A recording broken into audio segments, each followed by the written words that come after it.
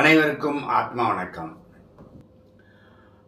ஆத்ம ஞானம் என்றால் ஆத்மாவை பற்றிய அறிவு. ஆத்மா என்றால் உயிர், ஞானம் என்றால் அறிவு. ஆத்ம ஞானம் என்றால் உயிரை பற்றிய அறிவு. இதில் யாருக்குமே எந்த சந்தேகமும் இல்லை. ஆத்ம ஞானம் என்றால் உயிரை பற்றிய அறிவு. எல்லோருக்குமே அவரவர் உடலுக்குள் உயிர் இருக்கிறது. உயிர் இல்லாவிட்டால் அதை ஜடம் என்று சொல்லுவோம். ரைட்டுங்களா? எனவே எல்லோர் உடலிலும் உயிர் இருக்கிறது. உயிர் இருந்தால்தான் அவர்கள் எல்லாம் ஜீவராசிகள் என்று சொல்லுவார்கள். சரி, அந்த வகையில் பார்க்கும்பொழுது ஜீவராசிகளாகிய அனைத்து உடல்களிலும் உயிர் என்கிற ஆத்மா தற்காலிகமாக வாசம் செய்கிறது. அது என்ன தற்காலிகமாக வாசம் செய்கிறதுனா, எப்பவுமே இந்த ஆத்மா இந்த உடலுக்குள் இருக்குமானா இருக்காது. பிறப்பதற்கு முன்பு இந்த ஆத்மா இந்த உடலில் இல்லை. அதுக்கப்புறம் என்ன ஆயிடுச்சு, இந்த உடல் வளர தொடங்கியது. இந்த உடலுக்குள்ள அது இருக்கிறதுனால உடல் வளர தொடங்குகிறது. அதே சமயத்தில் சர்டன் பீரியடுக்கு அப்புறமா இந்த ஆத்மா எப்பொழுது ஆத்மாவை தன்னகத்தே வைத்திருக்கும் சக்தியை இழக்கிறதோ அப்பொழுது ஆத்மா உடலை விட்டு வெளியேறிவிடும். சரிங்களா? அந்த மாதிரி ஆத்மா வெளியேறிச்சுன்னா இந்த உடம்பு ஜடம்னு சொல்லுவாங்க. ஆக ஆத்மாவானது தற்காலிகமாக இந்த கூண்டுக்குள் இருப்பதற்காகத்தான் வந்திருக்கிறது. ரைட்டுங்களா? இப்பொழுது இந்த பிறவியில் இது ரவிச்சந்திரன் என்கிற ஆண் உடலை எடுத்திருக்கிறது. சில பேர் பெண் உடலை எடுத்திருக்கிறீர்கள். நாம் நமது மனமானது மனிதர்களுக்கு மட்டுமே கொடுக்கப்பட்டுள்ளது. இந்த மனம், இந்த மனம்தான் நம் உடலிலேயே மிக உயர்ந்த ஒரு கருவி. இதயம், நுரையீரல் எல்லாவற்றை காட்டிலும் இந்த மனம்தான் மிக உயர்ந்த கருவி.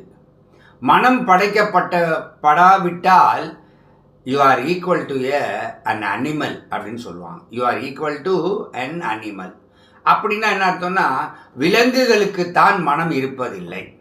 எனவே தான் மனம் ரிப்பேர் ஆயிடுச்சுனாலே நாம் என்ன பண்ணுறோம், அந்த மென்டல் ஆஸ்பத்திரியில் சேர்த்துடுறாங்க. அந்த மென்டல் ஆஸ்பத்திரியில் இருக்கிறவங்க அத்தனை பேருமே அனிமல் வாழ்க்கையை தான் வாழ்கிறாங்க. எனவே உன்னுடைய மனம் சரியில்லை என்றால் நீ உலகத்தில் உள்ள அத்தனை காட்சிகளை கண்டாலும் உன்னால் ரசிக்க முடியாது.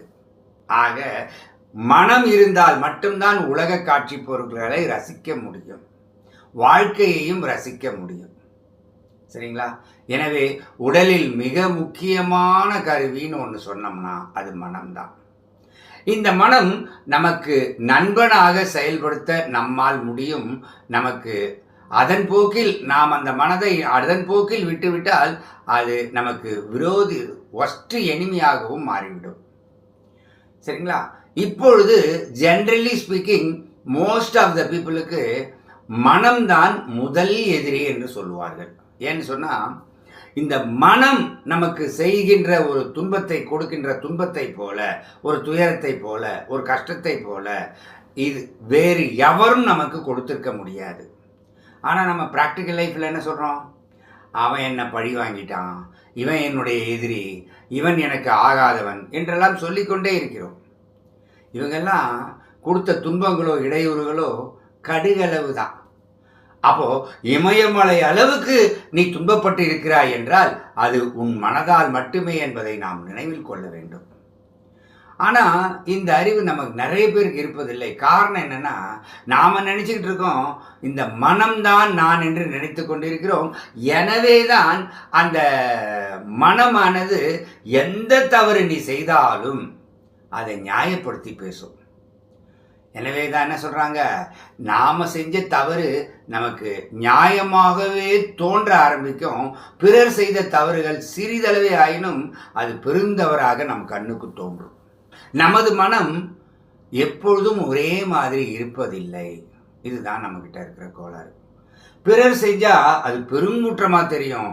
ஆனால் அதே குற்றத்தை நாம் செய்ய வேண்டிய சூழ்நிலை ஏற்பட்டால் காரணங்களை அடுக்கி வைத்து கொண்டு இருப்போமே தவிர அந்த தவறை ஒப்புக்கொள்ள மாட்டோம். எனவே தான் மற்றவர்களுக்கு வேறு நியதி, நம் மனதுக்கு வேறு நியதிங்கிற மாதிரி போயிடுறாங்க. எவர் ஒருவருடைய மனம் எப்பொழுதும் நிலைத்த தன்மையோடு இருக்கிறதோ அவரே நான் மனமில்லை என்கிற ஞானத்தை அடைந்தவர். நான் மனம் என்பது ஒரு அறியாமை. இந்த அறியாமையை கடக்க வேண்டும் நாம். அப்படி கடந்துட்டோம்னா நான் மனமில்லை என்கிற எண்ணத்தில் வந்து விடுவோம். அதாவது நம் மனம் அதன் போக்கில் செல்ல ஆரம்பித்தா அது எப்படி, எதற்கு உதாரணமாக நான் பல பதிவுகளில் குறிப்பிட்டிருக்கேன்னு கேட்டிங்கன்னா, ஒரு கண்ணு தெரியாத குருடன் தன் இரு கண்களையும் கட்டிக்கொண்டு அப்படின்னு சொன்னாலே அவனுக்கு வாய்ப்பே இல்லை வெளிச்சங்கள் வெளி உலகத்து பொருட்களை காணுகின்ற சக்தி. ஏன்னா அவன் ஏற்கனவே கண்ணு குருடு. அந்த குருடுனாலும் 5% 10% தெரிய வாய்ப்பு இருக்கிறதுன்னு சந்தேகம் வரும். எனவே தான் கண்களும் கட்டப்பட்டிருக்கிறது. அவன் வேகமாக காட்டில் ஓடுகிறான், அதுவும் இருட்டில் ஓடுறான். பகல்லையாவது துளியாவது தெரிஞ்சிடும் வெளிச்சம் பொருட்கள், ஆனால் இருட்டுங்கிறதுனால அதுவும் தெரியாது. முதல்ல அவன் குருடு, அதனால் பொருட்கள் காட்சி தெரியாது. ரெண்டாவது இருட்டு, அதனால் பொருட்கள் காட்சி தெரியாது. மூன்றாவது நிலையாக அவன் கண்கள் கட்டப்பட்டிருக்கின்றன. இப்படிப்பட்டிருக்கிற ஒரு குருடன் இருட்டுக்காட்டில் வேகமாக ஓடினால் எந்த நேரத்திலும் எந்த ஒரு நொடியிலும் அவனுக்கு ஆபத்து நேரிடலாம். எந்த ஒரு நிமிடத்திலும் அவனுக்கு ஆபத்து நேரிடலாம். இது தாங்க நமது மனம் அதன் போக்கில் செல்லுகின்ற ஒரு சூழ்நிலை. எவருக்கெல்லாம் மனம் அவர் போக்கில் செல்லுகிறதோ அவர்கள் எல்லாம் வெகு விரைவிலேயே துன்பத்தை அனுபவிப்பார்கள்.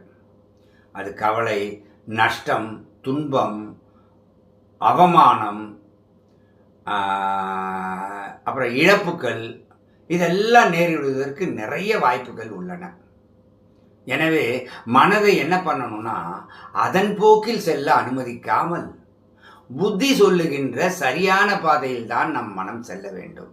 மனதை எவனொருவன் அந்த தற்காலிக சுகத்துக்கு அடிமையாகாமல் மனதை கட்டுப்படுத்துகின்ற சக்தி படைத்தவனாக இருக்கிறானோ அவன்தான் எந்த நிலையில் இருப்பான்? நான் மனமில்லை என்கிற நிலையில் இருப்பான். அப்போ நான் மனம் என்கிற நிலை, அந்த அறியாமையில் இருப்பவன் எப்படிப்பட்டவன் கேட்டால், அவன் எப்பொழுதும் எல்லா சபலங்களுக்கும் அடிமையாகி கொண்டிருப்பான். எல்லா இன்ப துன்பங்களுக்கும் பாதிக்கப்பட்டவனாக இருப்பான், பந்தப்பட்டவனாக இருப்பான். எனவேதான் அவன் துன்பங்களையும் சோகங்களையும் கஷ்டங்களையும் அனுபவித்துக் கொண்டே இருக்கின்றான். ஆனால் மனதை அதன் போக்கில் செலுத்தாமல் மனதை அப்படியே திசை திருப்பணும். மனதை திசை திருப்புறதுக்கு செயலை செய்யும் பொழுது நமது மனம் 5 நபர்களால் தடை செய்யப்படுவோம். அது யாருன்னா கண், காது, மூக்கு, வாய், தோல். ஏதாவது ஒரு விஷயத்தை கவனின்னு சொல்லும்போது நம்ம கண்ணு வேறு இடத்துல கவனிச்சிருச்சுன்னா நம்ம எந்த பொருளை பார்த்துட்டு இருக்கோமோ அதை பற்றிய சிந்தனை ஓடிடும். நம்ம கவனிக்க வேண்டிய விஷயத்த மறந்துடுவோம். கரெக்டுங்களா? அதுபோலவே நாம் பேச வேண்டிய விஷயத்தை கவனிச்சுக்கிட்டே, அதாவது கவனிக்க வேண்டிய விஷயத்தை நம்ம கவனிச்சுக்கிட்டே இருக்கும்போது அந்த நேரத்தில் ஒரு இனிமையான இசை கேட்டோம்னா காதில் விழுந்ததுன்னா உடனே நம்ம கவனம் என்ன பண்ணோம்? காதுக்கு சொல்லுகின்ற திசைக்கு சென்று விடும். அப்போ நமக்கு டிஸ்டர்ப் ஆகிடும். எனவே கண், காது, மூக்கு, வாய், தோல் 5 அந்த 5 வாசல்களையும் இறுக்கமாக மூடிவிட்டு உனது மனதினை உள்நோக்கி பயணிக்க செய்து உன் திசை திருப்பி, அது மனதை திசை திருப்பி ஆத்மாவின் பக்கம் திசை திருப்பி நீ ஆத்மாவை அறிய முற்பட்டால், அந்த உயிர் சக்தியை அறிய முற்பட்டால், நான் இருக்கிறேன், நான் ஆத்மாவாக இருக்கிறேன், இந்த ஞானங்களை சொல்லிக்கொண்டே நமது ஆத்மாவை உயிர் சக்தியை உணரத் தொடங்கினால் அப்பொழுது அந்த வினாடிகளில் நம் மனம் ஆத்மாவோடு ஒன்றி போகிறது. இந்த பயிற்சி நீடிக்குமே ஆனால் நாம் சிறுக சிறுக சிறுக ஆத்ம ஞானத்தில் நிலைத்தவராக மாறுவோம். இந்த நிலையை எவர் அடைகிறார்களோ அவர்களுக்கு எந்த விதமான கவலையும் இருக்காது.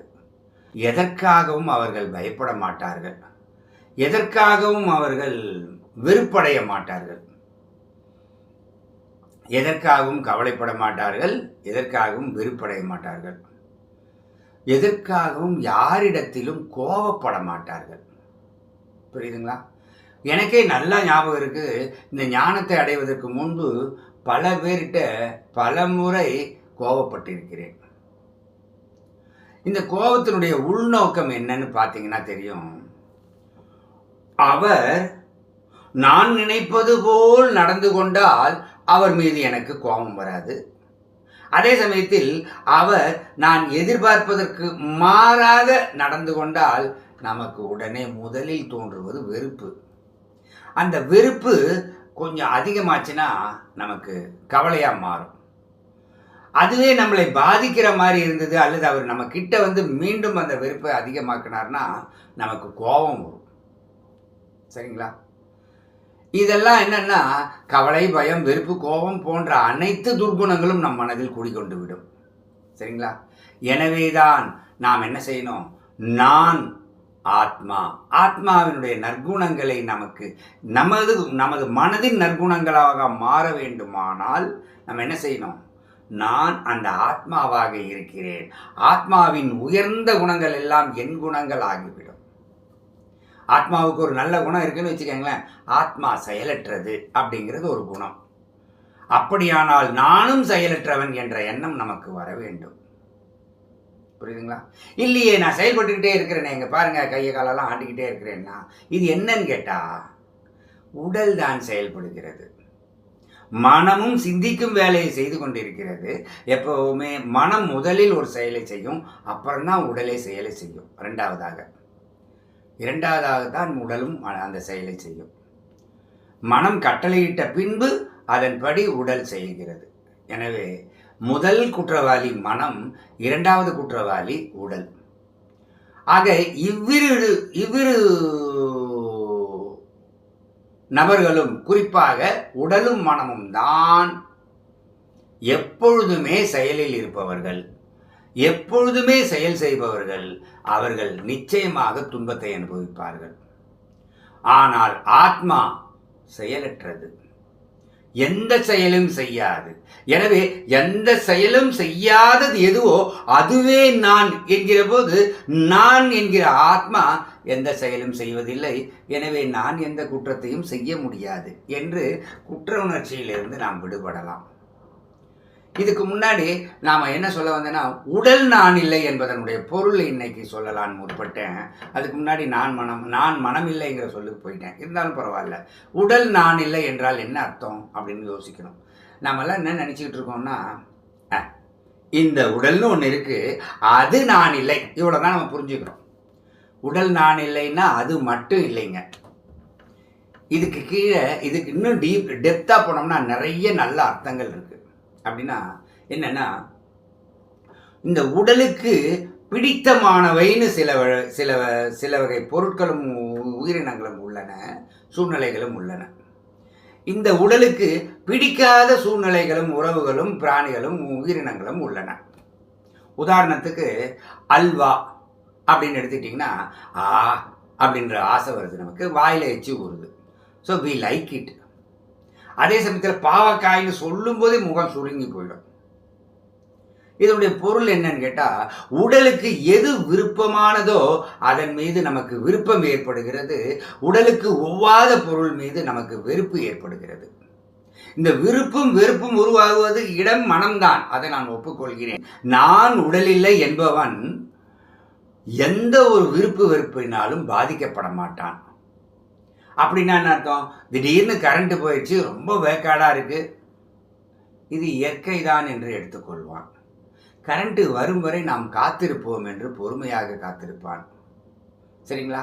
இதே அஞ்ஞானி என்ன பண்ணுறான்? ஐயோ கரண்ட் போச்சே, ஐயோ வேர்க்குதே, என்னாச்சு, என்னவோ கொஞ்ச நேரத்தில் உயிர் போயிடுற மாதிரி அவன் பேசுவான். உடலை நாம் கட்டுப்படுத்த வேண்டும்.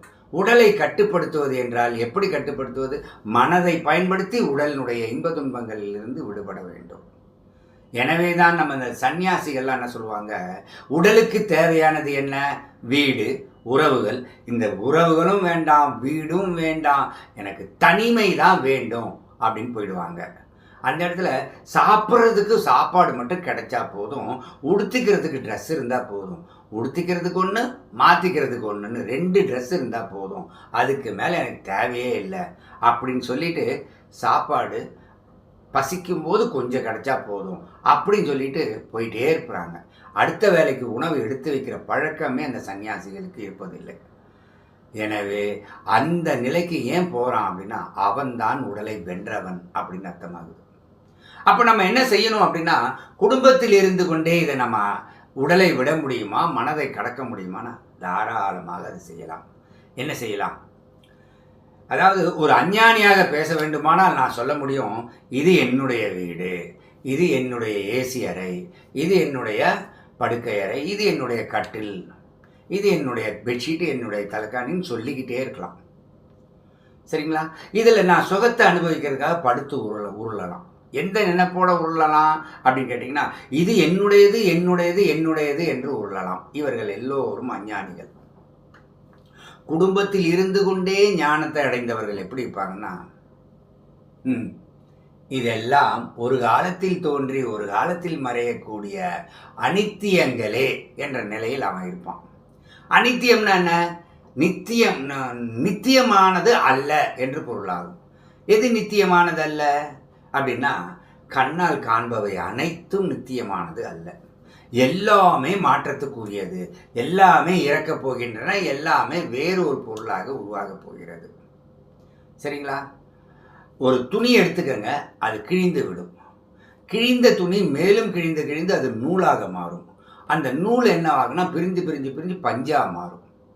இப்படின்னு சொல்லிக்கிட்டே போகலாம். அப்போது ஒரு பொருள் இன்னொரு பொருளாக மாறுதுன்னு சொன்னாலே அந்த பொருள் இறந்துடுது, இன்னொரு பொருள் பிறந்துடுது, பொருள் பிறந்துடுது அப்படின்னு சொல்லுவாங்க.